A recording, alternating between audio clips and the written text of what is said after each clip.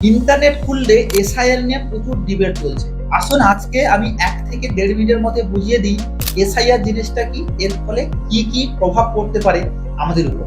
দেখুন, প্রথমে এসআইআর বলতে আমরা বুঝবো যেটা হচ্ছে স্পেশাল ইন্টেনসিভ রিভিশন, অর্থাৎ ইলেকশন কমিশন অফ ইন্ডিয়া প্রত্যেক সময়, অর্থাৎ ইলেকশন যখন আসে সেই সময় তখন কিন্তু তারা এসআইআর এর মধ্য দিয়ে প্রকৃত যারা ভোটার তাদের নাম লিস্ট প্রকাশ করে। অর্থাৎ আপনি বুঝলেন না এখানে প্রকৃত ভোটার বলতে, দেখুন ধরুন আপনি কোনো একটা গ্রামে বাস করেন, আপনার গ্রামের নাম রয়েছে, সেই গ্রামে আপনার আগে থেকে যারা ছিল ভোটার লিস্টে নাম ছিল তাদের নাম কিন্তু এখনো আছে, কিন্তু আপনি জানেন যে সমস্ত মানুষগুলো অনেকে মারা গেছে কিংবা অন্য জায়গায় শিফট হয়ে গেছে, তো তাদের নাম ভোটার লিস্টে এখনো পর্যন্ত আছে।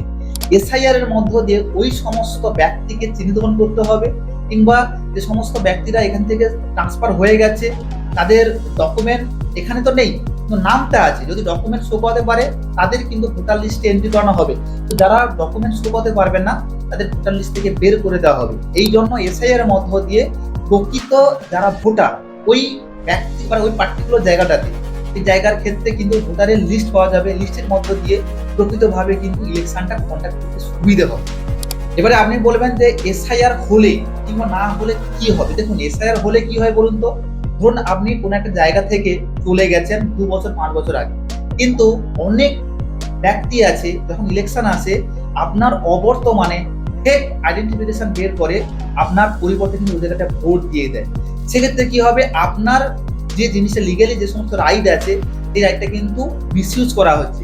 এর মধ্য দিয়ে প্রকৃত যারা ভোটার সেই লিস্টটা পাওয়া যাবে এবং প্রকৃতভাবে কিন্তু ভোটটা সুষ্ঠুভাবে সম্পন্ন সাহায্য করবে। 2 নম্বর যেটা হচ্ছে সেটা হচ্ছে অনেক সময় দেখা যাবে যে বাইরের দেশ থেকে অনেকে চলে আসে, এবং বাংলাদেশ থেকে রোহিঙ্গা তারা এখানে চলে আসছে, ফেক আইডেন্টিটি তৈরি করেছে, তৈরি করে কিন্তু ভোট যখন আসে তখন ভোট দেয়। এখানে কি হবে, যখন এসআইআর হবে তখন তাদের লিগালি যে সমস্ত ডকুমেন্ট গুলো আমাদের দেশে থাকার জন্য কিংবা রাজ্যে থাকার জন্য যে ভ্যালিড ডকুমেন্ট গুলো লাগবে সেই ডকুমেন্ট গুলো শো করাতে হবে। যদি ভ্যালিড ডকুমেন্ট শো করাতে পারে তাদের কিন্তু নাম এখানে এন্ট্রি হবে, আদারওয়াইজ কিন্তু তারা এইভাবে ফেক আইডেন্টিটি প্রুভ করে কোনোভাবেই তারা ভোট দিতে পারবে না বা এগিয়ে থাকতে পারবে না। তাহলে বুঝতে পারলেন তো যে আমাদের দেশে কিংবা রাজ্যের প্রকৃত যে সমস্ত মানুষগুলোকে সঠিকভাবে ছিটিয়ে বের করার নাম হচ্ছে এসআইআর। এটা হলে দেখবেন আপনার পক্ষে যে সমস্ত বাইরে যে সমস্ত লোকেরা এসে এখানে এবং কাজ করছে, আপনার যে হকের যে সমস্ত দাবিগুলো যে দাবিগুলো ভাগ বসাচ্ছে সেগুলো করতে পারবে না।